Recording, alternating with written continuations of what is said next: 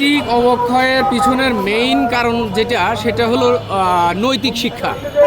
এইটা হলো আমাদের বাংলাদেশের যে এডুকেশন সিস্টেম, এখানে কখনো কোথাও নৈতিক শিক্ষাটা ওইভাবে গ্রো করা নাই এবং শেখানোও হয় না, যে কারণে এরা ওই মানে ইচ্ছামতো আবল তাবলভাবে বড় হওয়া। অর্থাৎ শিক্ষার মধ্যে যে আমার জীবনযাপন কেমন হবে, আমার চলাফেরা কেমন হবে, আমি কতটুকু কার সাথে কথা বলতে পারবো, কতটুকু বেয়াদবি করতে পারবো, বড়োদেরকে কতটুকু স্নেহ করতে পারবো, মেয়েদের দেখলে কতটুকু সম্মান করতে পারবো, কতটুকু মেয়েকে স্নেহ করতে হবে, এই নৈতিক শিক্ষা না থাকার কারণে আমাদের যে আগের জেনারেশন, সেই জেনারেশনও পারিবারিক শিক্ষাটা দিতে পারছে না তাদের বাচ্চাদেরকে, আর আমরাও আমাদের বাচ্চাকে দিতে পারছি না, এবং প্রাতিষ্ঠানিক কোনো শিক্ষাও নাই।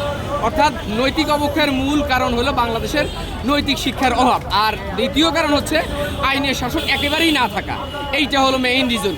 এই দুইটার যদি কম্বিনেশন হয়, সেক্ষেত্রে অবশ্যই বাংলাদেশ আইন এবং এইসব কার্যক্রমে অবশ্যই ডেভেলপ করবে, ভালো করবে।